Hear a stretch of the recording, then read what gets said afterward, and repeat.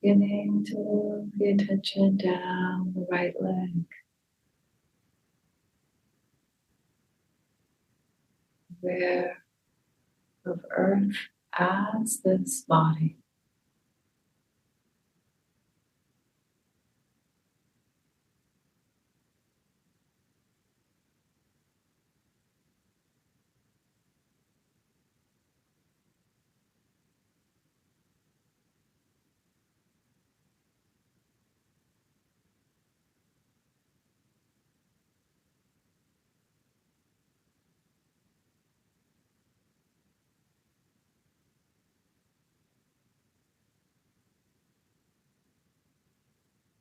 Eventually arriving at the right foot,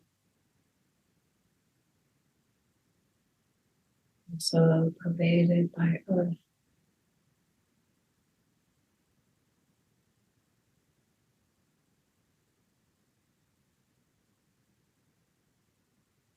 And shifting eventually to the top of the left leg. And again, moving the attention slowly downward, aware of the steadiness of earth element.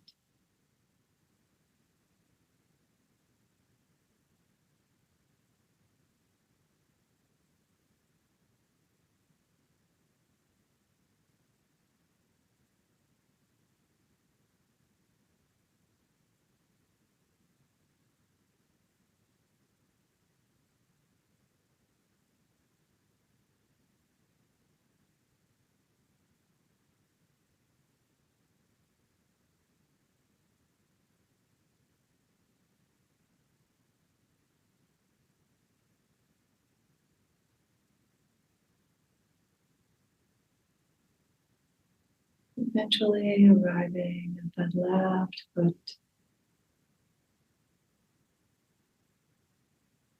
also completely pervaded by earth.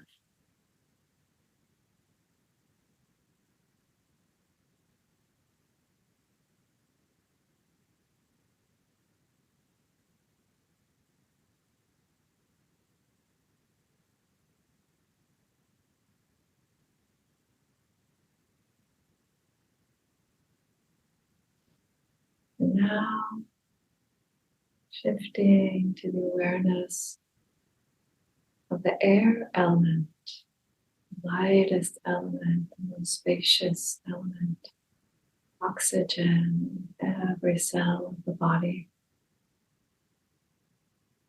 Again, go at your own pace.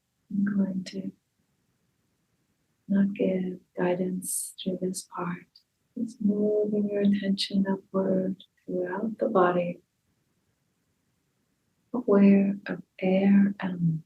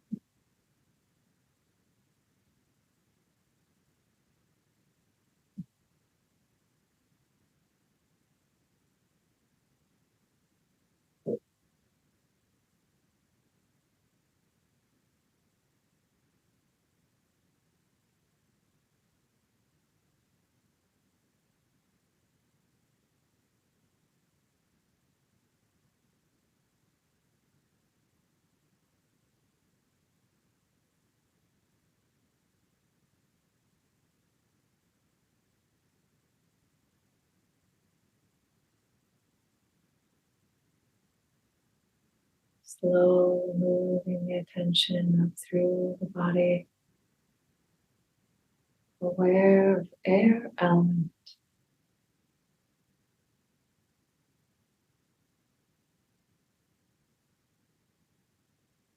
and those qualities of lightness and spaciousness.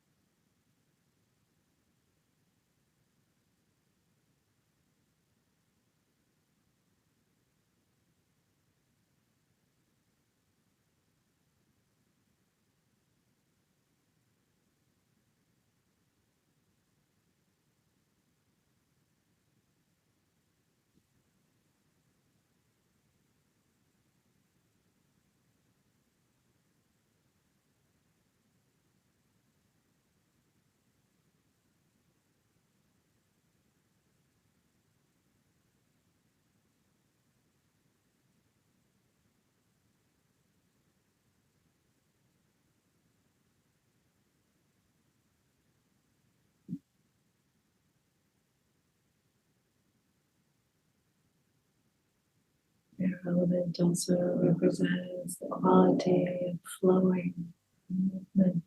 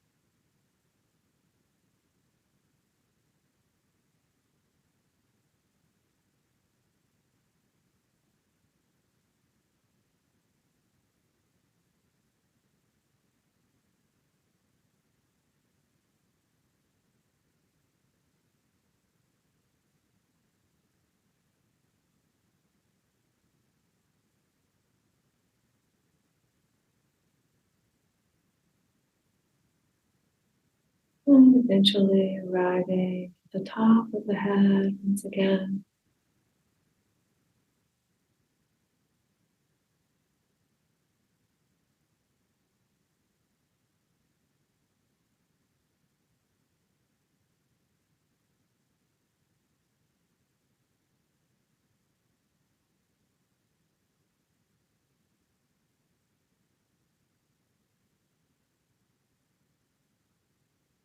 And now finally turning the attention to the air element externally, becoming aware of the air around you and above you.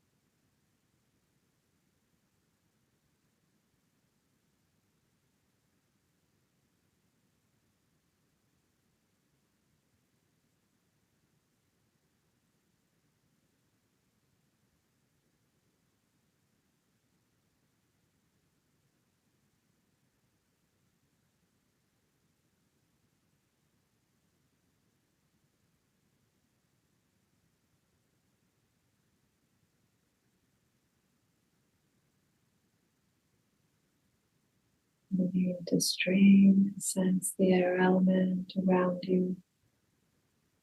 It's enough to know that it's there. Same air element externally and internally.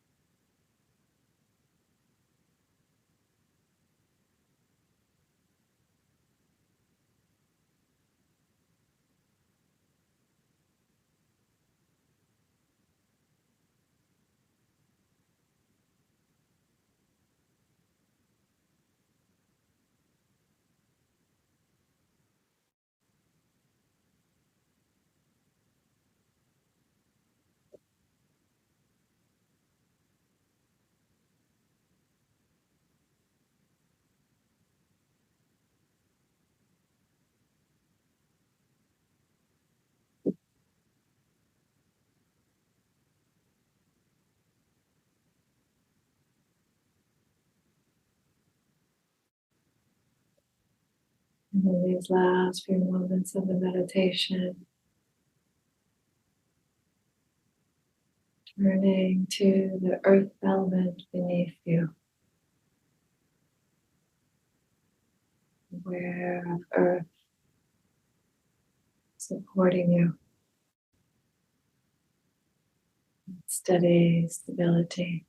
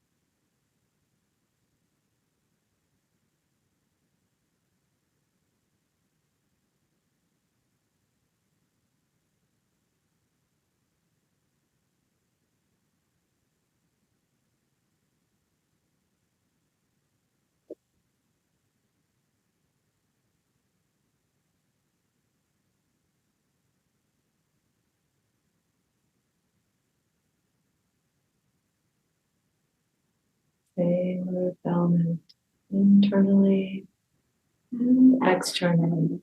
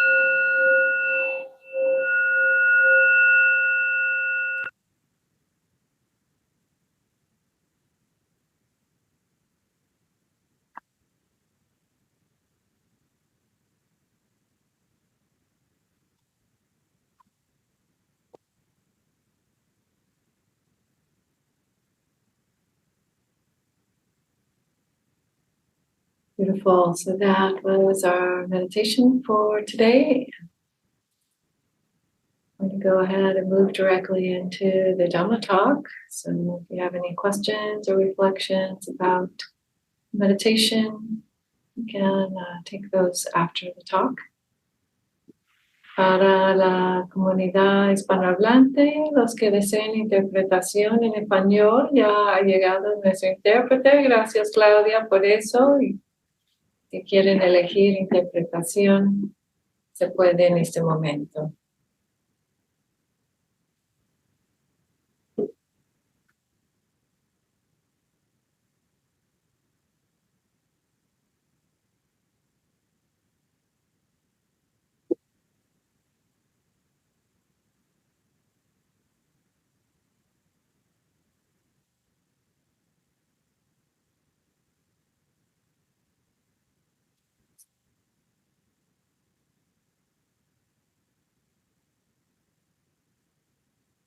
Namo tassa bhagavato arahato samma sambuddhassa. Namo tassa bhagavato arahato samma sambuddhassa. Namo tassa bhagavato arahato samma sambuddhassa. Buddham dhammam sangham namasami.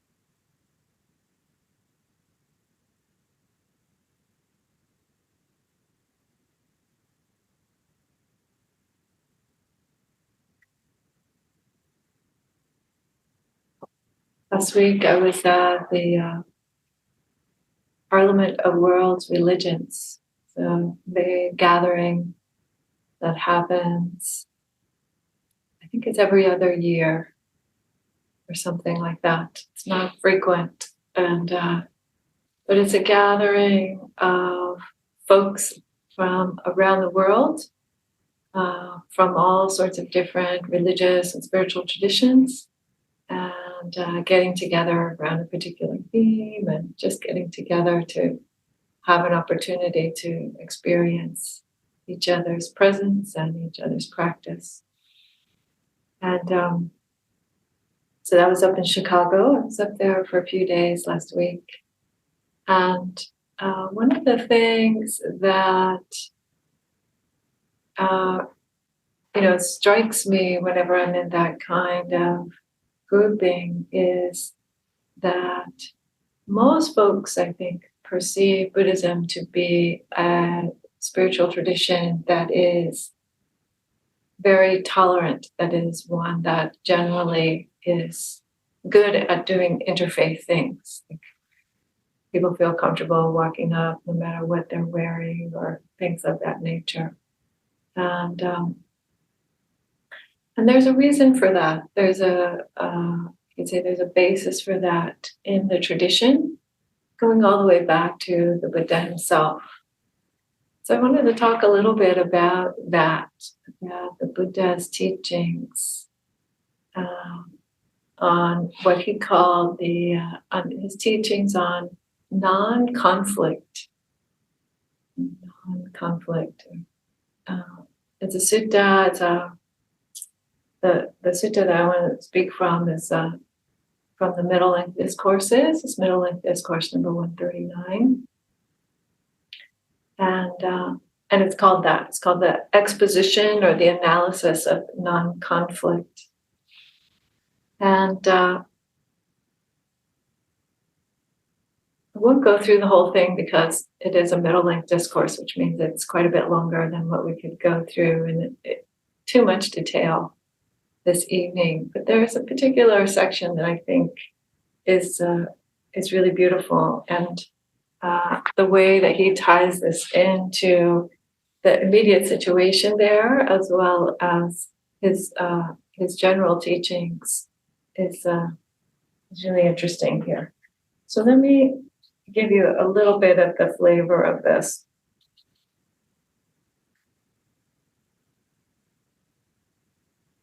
So it starts out, as most suttas start out, by telling us where the Buddha was. Thus have I heard. So that's Venerable Ananda, the Buddha's attendant, saying that this is the teaching that he's heard directly from the Buddha's mouth. He was known for having a basically like photographic auditory memory, so to speak. And it tells the place where this particular conversation happened. And I imagine that as one way that Venerable Ananda used as like a tool for himself to remember, I remember that we were at this place and at that time, and these particular people were here, and then the Buddha said X. So it's like a memory aid for him. But it's also an interesting detail in this particular sutta. So they were staying at what's known as Jeta's Grove, which is in a larger park called Anathapindika's Park. And Anathapindika was a very wealthy lay follower of the Buddha who had given this big piece of land that the Buddha often stayed at. And so there they were, and the Buddha starts out with a teaching that he gave right away in his very, very first discourse after awakening, or as the tradition holds.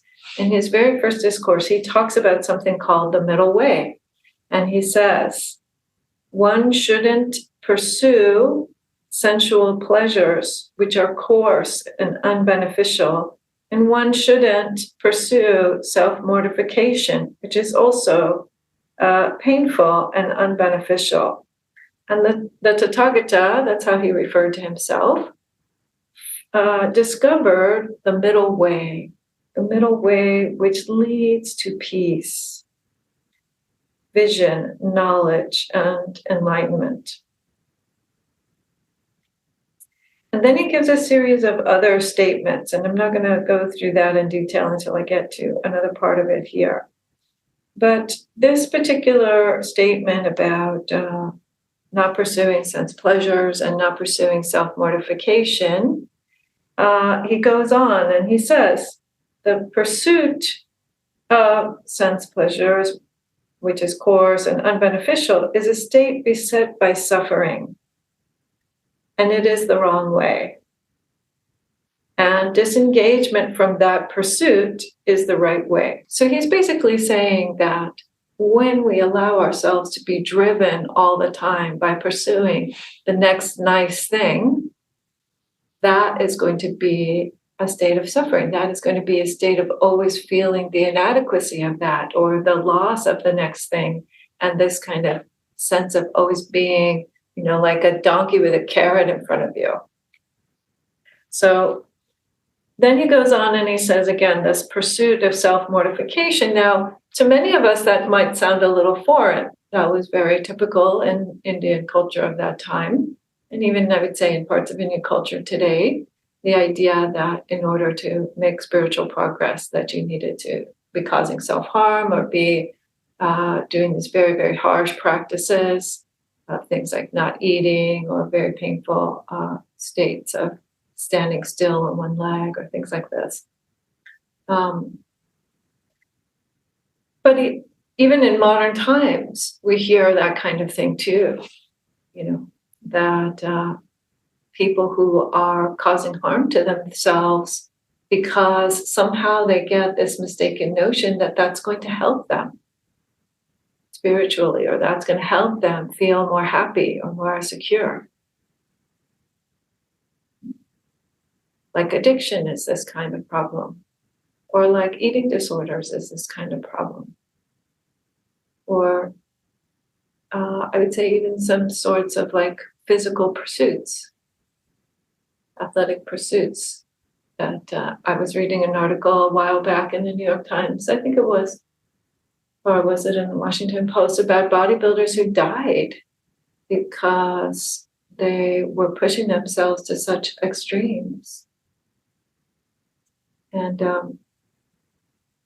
anyway, I won't go into that whole article about that, but just to say this may seem foreign to some of us, but to other people, this idea of harming oneself as a way to get ahead or as a way to get something that you think will make you happy or well does happen. It happens quite frequently. And so the Buddha says that kind of pursuit of self-harm is also painful and unbeneficial, and it is a state beset by suffering, and it is the wrong way. Okay, great. So he's been very clear about that. And he says, okay, so disengagement with that, that is the right way. Great. But then he says this very interesting thing, and this is where he's giving his teaching about non-conflict. So then he says, one should know, and mind you that I always, sort of neutralize the genders of the things that are stated here in the suttas. Most of the time it's male gender, what's written down here. And I prefer to give it a more general, more gender neutral tone because it's intended to apply to all of us. So he says, one should know that there is such a thing as extolling and such a thing as disparaging. So, or as Bhante Sujato translates it, as flattering or as rebuking. So one should know that one can speak to others in such a way that you're either flattering them or you're rebuking them, you're criticizing them. And then he says, one should know that, and one should neither extol nor disparage, but only speak the Dhamma. So how would that happen? He just told us what's the right way and what's the wrong way, right? So then he gives this example, and this example I very much appreciate. So he says, one does not say, all those engaged in the pursuit of sense pleasure have entered upon the wrong way. But one says instead, the pursuit of sense pleasure is a state beset by suffering, and it is the wrong way. And that is how one says only the Dhamma. So do you see the distinction he's making there? In the first statement, you're saying all people who are doing X are wrong. And in the second statement, you're saying X works like this. So again, he gives the same example with the self-harm. He says, one doesn't say all those engaged in self-harm have entered upon the wrong way, but says instead, the pursuit of self-harm is a state of suffering, and it is the wrong way. So what he's saying there is also that we don't just say, well, anything goes, anything is right, necessarily. That it's not a matter that the state of non-conflict is not a matter of changing your view or your understanding of what's a skillful way to go forward. But it is a matter of not criticizing the people and just talking about the principles and how principles work. That is the approach that we take. And in that way, then,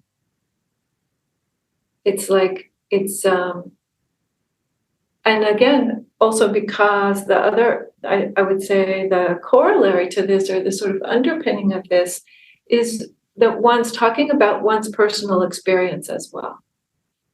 So we come to the Dhamma and we have some experience of what the practice is like, and we start to be able to speak from our own experience. And then when we're doing that, it is less about saying, oh, all those folks are doing the wrong thing, as much as it is about saying, oh, this is how I understand how it's happened for me, how it has been for me. So it's a very thoughtful principle. Some of you may have heard this also in psychology circles, right? Like you don't say that's a bad child. You say that child is exhibiting certain behaviors or doing some bad behaviors, and we need to teach them about why those behaviors are not okay. There's a difference. And that difference allows for a respect for the other person's capacity, as well as some room for them to see it differently or to learn or to express what's been true in their experience. So it's a beautiful, beautiful way of talking about how to really stand in our places and do that in a way that isn't creating more conflict in a world that's already got quite a bit of conflict going on. So the Buddha is very famous for having done this, exhibited this in all sorts of different ways. The one that comes to mind for me is a story about, some of you have heard me tell this story before. There was a Brahmin, a priest of the Vedantic, at that time it was Vedantic, which later became Hinduism in India, as I understand it. I don't know a lot about that tradition. But there was a Brahmin who came to him and was upset because the way that the Brahmin system worked was that it's a family system. So the men would take over from the other men. So the son of a Brahmin would be expected to be a Brahmin, a spiritual person also, and they were charged with doing certain ceremonies and things like that, and they recited certain texts and things. There was a Brahmin, the nephew of this particular Brahmin had decided that instead of being a Brahmin, he was going to be a Buddhist. He was going to follow the Buddha. He became a monk.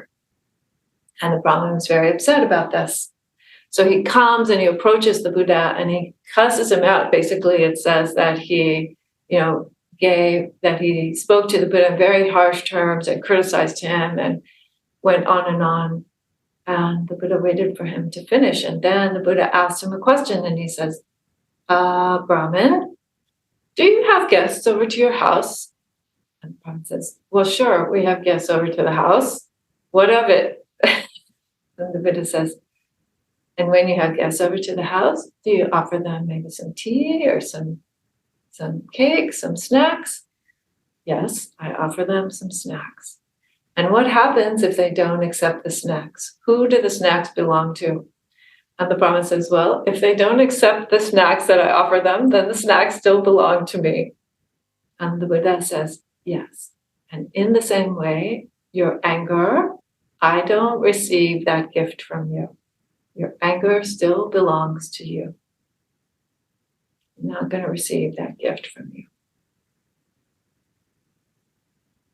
And so he's acknowledging, one, that there's anger in the room, that this person is angry, that there's been this outburst. And at the same time, he's also, standing in his position of non-conflict. I'm not going to take that on with you. I'm not going to take that on. So we have lots of examples of this being a good role model for that. And we also have examples where the Buddha is also very clear about what he means when he talks about pleasure. So I want to also address that because sometimes this teaching of don't pursue sensual pleasures is misunderstood. And so what the Buddha is talking about here, and I won't go reading any more from the sutta, but basically what he's saying is that the pursuit is part of what makes it painful or what makes it suffering. It's the driven by that stuff. And he says, actually, there is a kind of pleasure and a kind of joy that you should pursue. He said it very clearly. You should pursue pleasure in your practice. You should pursue the pleasures of meditation. And he goes on to talk about different kinds of meditation in which people typically experience both a bodily sense of pleasure and a mental sense of pleasure, which are these concentration states. So what the Buddha is saying is become, in a sense, independent of the external stuff so that you can actually find joy in your own practice and not be so driven like the carrot outside, right? But to have that joy in your own practice and be able to rely on that as a source of pleasure for you. Because people don't live without pleasure. In fact, is a very known part of the Buddha's own personal story that he, had to discover that for himself, that was an important, critical part of the path, actually, that without that, he wasn't able to attain enlightenment, even though he was able to attain quite sublime meditative states.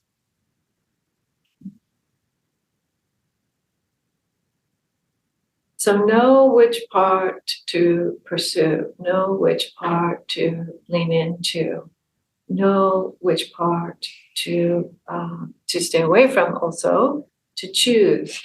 So there's a clear message also about our own capacity for discernment, discerning what it is that is driving our suffering or driving us away from more suffering. And so, but being careful not to judge, to apply this knowing that we have and this discernment that we have in such a way that it creates more inner conflict and more external conflict. So the deeper reason for non-conflict is not only to have a nice environment and to have a better society that we can all live in, but also the inner states, the inner qualities of mind. I think you all have experienced this at one point or another. If you are thinking in your mind, even if you don't say or do anything to act it out, if you are thinking nasty things about someone, that's a very negative, unpleasant state of mind most of the time.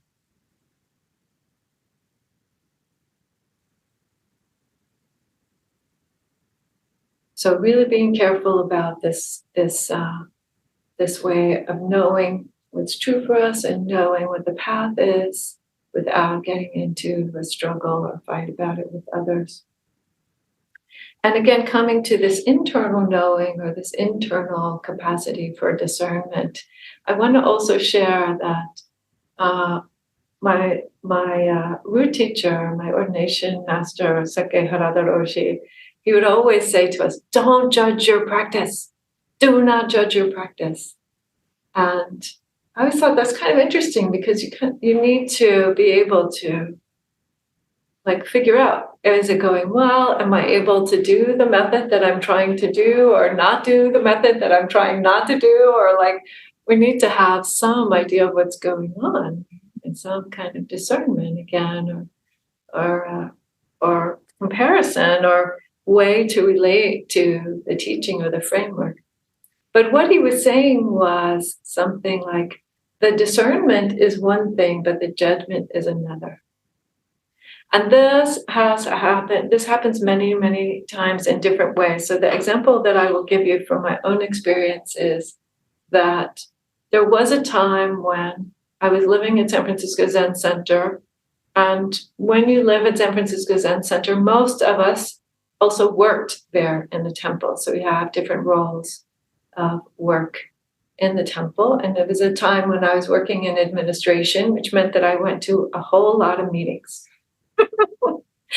And going to a whole lot of meetings at San Francisco Zen Center means you get lots of opportunities to check in, because at the beginning of every meeting, there's a little personal check-in time, or at the beginning of most meetings, there would be a little personal check-in time. And so, you do your personal check-in, and tell people a little bit about what's going on for you in that moment, in that day, in that week, in that month, whatever it is that's on your mind.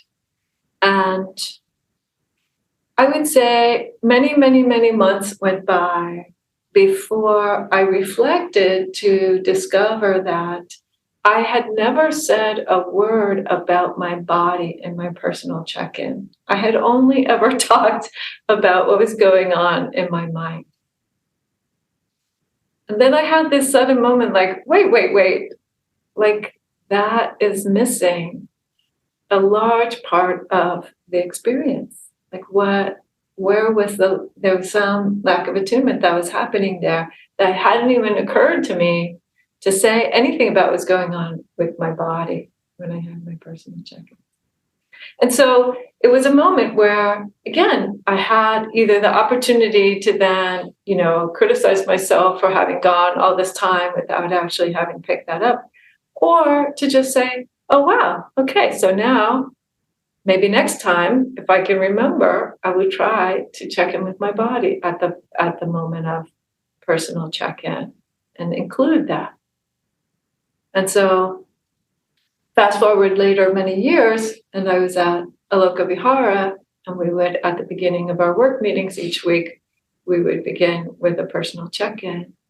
And at one point, Ayahimsa said to me, wow. And I was like, yeah, it's just a lot of years of practice. Don't be wowed by the personal check-in. It's just that I had plenty of opportunities to reflect on it. And I had that teaching from Roshi about not judging my practice, not allowing myself to get all down about how many months I had totally missed out on that part.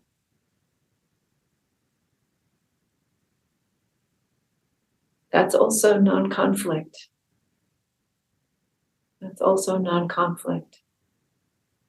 Not beating yourself up for not knowing what you didn't know.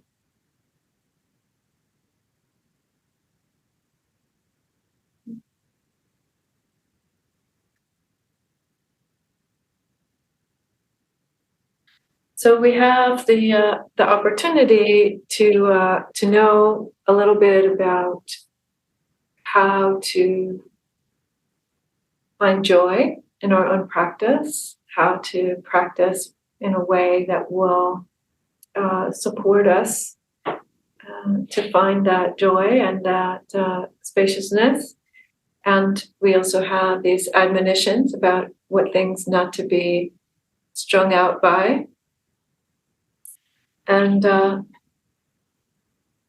finally, as I was saying, we have this beautiful moment in the sutta at the very, very end. So the Buddha goes through an exposition of various types of joy that can arise, and various types of speech that we should or should not use. And I'm not going to go into all of that. But he gets to the very end, and he says, thus you should train yourselves. We shall know the states without conflict, and we shall know the states with conflict. In knowing these, we shall enter upon the way without conflict. And now, he declares, Subhuti is a person who has entered upon the way without conflict. So Venerable Subhuti is much beloved in the Mahayana traditions. Venerable Subhuti is the person who gets a talking to by the Buddha in the Diamond Sutra, and in a good way, because he cries in the middle of the sutta because he's so moved by the teachings of the Buddha. So Venerable Subhuti is a wonderful character. But Venerable Subhuti also, historically speaking, and we don't know about the Diamond Sutra piece of it, I will say, because that came much later, but historically speaking, he was the little brother of Anathapindika. He was the little brother of Anathapindika who had given the place where they were sitting and practicing. So it was a kind of a beautiful recognition because he had gone forth because his older brother had given this land. And so somehow together, it speaks of Subhuti as being this person who was quite moved by his brother's devotion and by the Buddha's teachings, but also, of this way, this kind of humble way, saying, yes, okay, we'll come and we'll take up this path.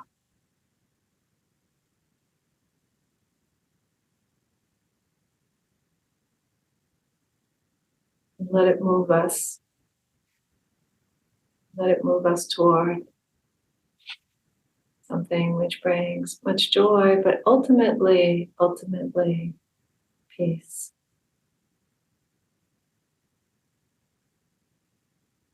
Thank you, everyone, for your attention today.